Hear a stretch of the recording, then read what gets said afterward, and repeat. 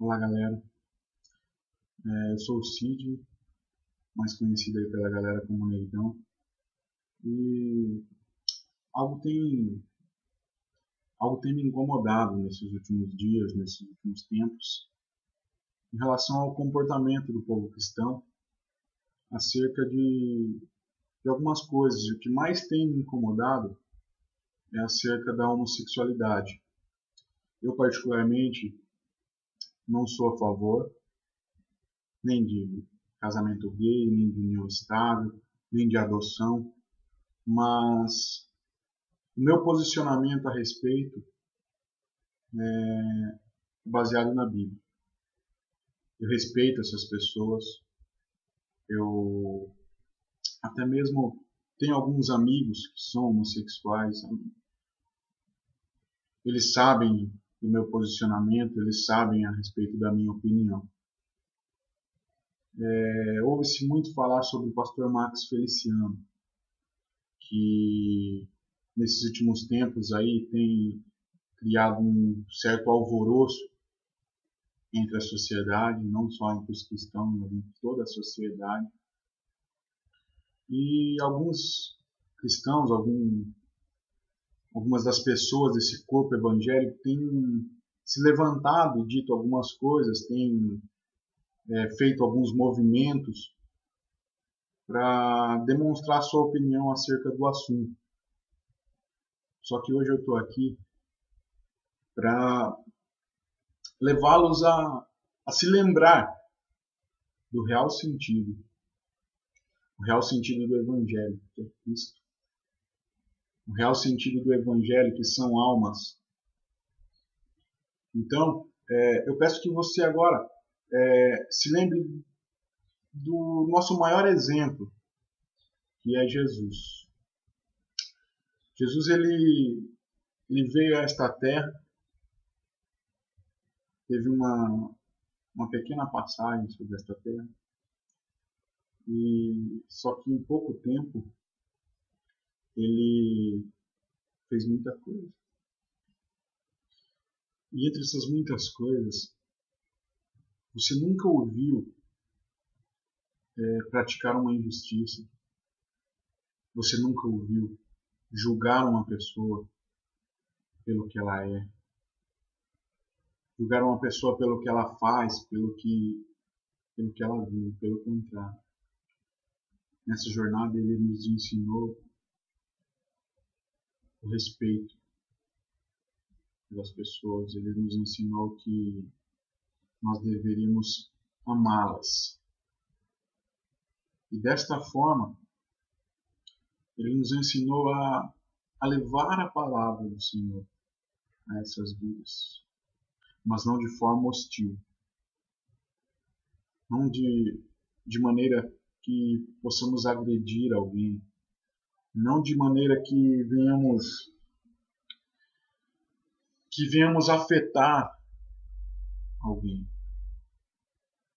O Evangelho do Senhor é bem claro. Ele pede que amemos. É simples. Ele pede que amemos. É muito fácil julgarmos as pessoas. É muito fácil apontarmos as pessoas. Até mesmo crucificá-las pelas suas atitudes. Mas e as nossas atitudes? E as suas atitudes? O que elas têm representado? Elas têm representado um Deus vivo, um Deus verdadeiro, justo? Ou elas têm representado aquilo que você é, a sua opinião, a sua pequenez? Pare para pensar no que você tem feito nesses últimos tempos. Se você tem seguido a Bíblia, se você tem seguido a verdade do Senhor, a vontade do Senhor, ou se você tem caminhado com as tuas próprias pernas, com o teu próprio achar. Se a tua opinião é uma opinião que vem do coração do Senhor, e se você a tem expressado de forma saudável. A Bíblia nos ensina a amar. E você? Você tem amado ao teu próximo como a ti mesmo? Assim como a Bíblia nos ensina? Certo dia eu estava assistindo uma pregação do pastor Paul Washer. E já no início da pregação, ele contou a história de uma pessoa que estava incomodada, que na tua oração ela começou a falar com Deus e ela dizia: Deus, será que eu estou fazendo alguma coisa de errado? Será que eu não estou mais agradando o teu coração? Porque aparentemente eu não estou mais incomodando as pessoas. Eu estava acostumado com perseguição, eu estava acostumado com todo mundo, algumas pessoas me recriminando pelo teu evangelho. Muitas vezes eu era oprimido pelo teu evangelho e isso tem cessado. Será que eu não tenho feito mais a tua vontade de uma forma correta, de uma forma certa? E isso tem impedido essas coisas de acontecer? Naquele momento em que ele falava com Deus, estava passando uma pessoa, essa pessoa viu ele orando e pegou um tijolo, uma pedra, algo bem pesado e lançou na direção dele. Ele se esquivou e aquilo passou, quase que acertou a face dele. E ele tão somente agradeceu. Obrigado, Senhor, porque o Senhor ainda ouve a minha oração. Vamos levar agora essa situação para um lado pessoal. Ele estava orando e Deus ouviu a oração dele e mandou uma pessoa. E aquela pessoa arremessou algo sobre a direção dele. Aquilo poderia ter acertado o teu rosto, aquilo poderia ter machucado o rosto dele, a face dele. E a atitude dele foi: muito obrigado, Senhor, pois o Senhor ainda ouve a minha oração. Qual seria a tua reação? E aí, cara? Ô, você tá louco? Você poderia ter me machucado. Muitas vezes pedimos algo para Deus e não estamos preparados para o que Ele nos manda. Você pede e Ele, como um Deus amoroso, Ele atende o teu pedido. Muitas vezes você não tem se preparado, você não tem buscado estar preparado para o que Ele tem a nos oferecer. Acerca das almas, a maioria dos cristãos pede: Deus, dai-me almas para eu ganhar, dai-me almas para eu ganhar. O mundo está aí, ansiando por Deus. A criação geme pela manifestação do povo de Deus, dos filhos de Deus. E o que você tem feito? Deus, me manda vidas para eu cuidar, me manda as vidas para eu ganhar. Deus, Ele te manda um homossexual. E de que forma você vai receber? É uma vida que, mais do que qualquer outra, necessita de Deus.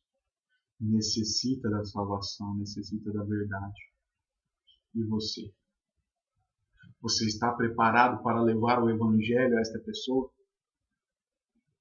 De que forma você levaria o Evangelho a esta pessoa? Pare para pensar. Pare para pensar qual seria a sua reação diante dessa situação. A Bíblia nos ensina a amar. E você tem amado acima de qualquer coisa, acima das tuas opiniões.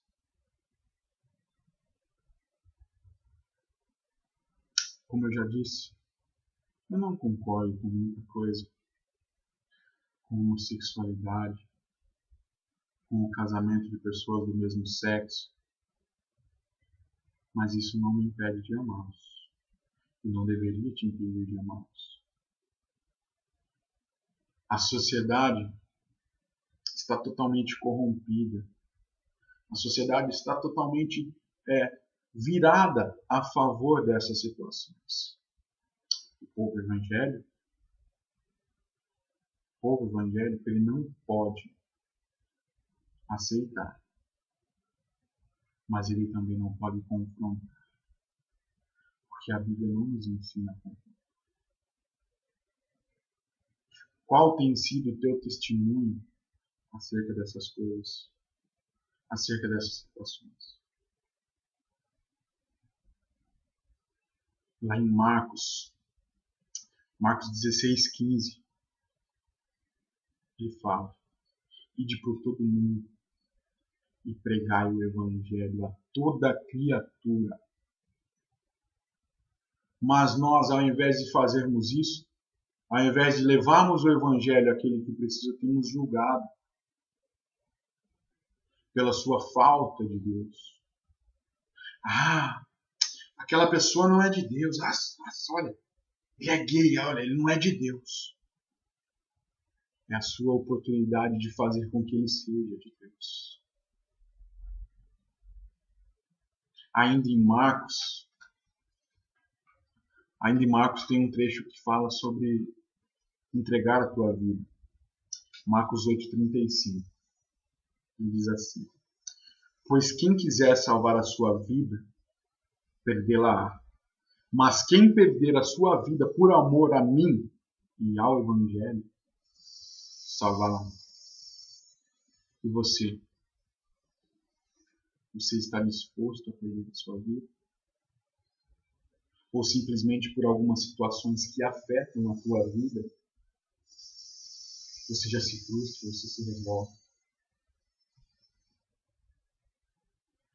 Lá no livro de Isaías, tem um trecho muito interessante. Lá em Isaías 59, a partir do 1. Olhem, vejam, o braço de Deus não foi amputado. Ele ainda pode salvar. Os ouvidos de Deus não estão obstruídos. Ele ainda pode ouvir. Não há nada de errado com Deus. O erro está em vocês. Muitas vezes nós deixamos de entregar na mão de Deus. Nós deixamos de pedir a ajuda de Deus. Como a palavra diz, os braços dele estão saudáveis. Ele ainda pode agir. Ele ainda pode trabalhar. E os seus ouvidos ainda estão abertos. E sempre estarão abertos. Basta falarmos com ele. Ele nos ouve. Mas muitas vezes temos deixado de falar com ele, temos deixado de permitir Deus agir. E nós temos tomado a direção, nós temos tomado a frente da situação. E a Bíblia diz que o erro está em nós. Continuemos. A vida torta de vocês foi quem os separou de Deus. Seus pecados estão entre vocês e Deus, e Ele agora não os ouve. Suas mãos estão encharcadas de sangue, seus dedos respingando de culpa, seus lábios manchados de mentiras, sua língua inchada de tanto falar obscenidades. Você se preocupa muito acerca do movimento homossexual, acerca de outros movimentos. Vamos falar sobre homossexualismo, porque tem muita coisa que incomoda o povo crente. Mas o que você tem feito? Você tem agido com as suas próprias mãos. Como a Bíblia aqui diz, suas mãos estão encharcadas de sangue, seus dedos respingados de culpa, seus lábios inchados de mentira. Você se preocupa muito com o movimento homossexual, mas você não se preocupa com o que você fala nas suas rodinhas de amizade, com o que você fala no teu trabalho, na instituição onde você é ensinado nas escolas. Muitas vezes você tem mentido, muitas vezes você tem dado um mau testemunho. Com isso você não tem se preocupado. Você tem se preocupado com o que os gays vão fazer, com o que os gays estão aprontando. Mas com você não tem se preocupado com o seu testemunho, com o que você é, com o que você representa. A Bíblia é bem clara. Sua língua inchada de tanto falar obscenidades. Ninguém defende os corretos. Ninguém age de forma justa. Eles confiam em ilusões, contam mentiras, engravidam de maldade e dão à luz a pecados. Chocam ovos de serpente e tecem teias de aranha. Coma um ovo e morra. Quebre um ovo e coma uma serpente. As teias de aranha não servem para fazer casacos ou mantos. Ninguém consegue usar roupas tecidas com elas. Elas tecem a maldade, chocam a violência, competem na corrida para fazer o mal e correm para ser os primeiros a matar. Planejam e tramam o mal, pensam e respiram o mal e deixam um rastro de vida destruída, arruinada atrás de si. Eles não sabem nada sobre a paz e menos ainda sobre justiça. Constrói estradas tortuosas e não há paz para o infeliz que anda por elas. Essa é a verdade. Nós, os evangélicos, temos nos preocupado muito com coisas inúteis, com coisas fúteis. Não temos nos preocupado com o nosso maior objetivo, que é ganhar almas, que é amar. Não, mas eu prego o evangelho na minha igreja. Meu querido, você pode pregar o evangelho com palavras, mas as suas atitudes estão te levando a um outro sentido. Uma vez eu vi uma pregação e ele disse algumas palavras e aquelas palavras entraram no meu coração de uma forma muito forte. E ele disse: vá e pregue o evangelho. Se for necessário, fale dele. Amado, você tem pregado o evangelho com a sua atitude? Você tem pregado o evangelho com os teus gestos? Ou os teus gestos têm sido preconceituosos, têm sido revoltosos? A Bíblia nos ensina a amar. Esse é o verdadeiro sentido, o amor. Não estou pedindo para você ser a favor. Não estou pedindo para você participar de algumas coisas que até mesmo a Bíblia julga errada, mas não. Eu estou pedindo simplesmente para você seguir um princípio bíblico. Para você seguir um princípio que está aqui, ó, na Bíblia. Que é um mandamento. Ame. Ame acima da homossexualidade. Ame acima de tudo. Ame acima de qualquer coisa. Pois é baseado nesse amor que essas pessoas que tanto te incomodam vão chegar ao conhecimento da verdade. Vão chegar a um diferencial esse qual você tem, que é o Evangelho, que é o amor de Deus incutido no teu coração. Pense nisso, meu querido. Pense em todas essas situações que temos vivido nesses últimos dias.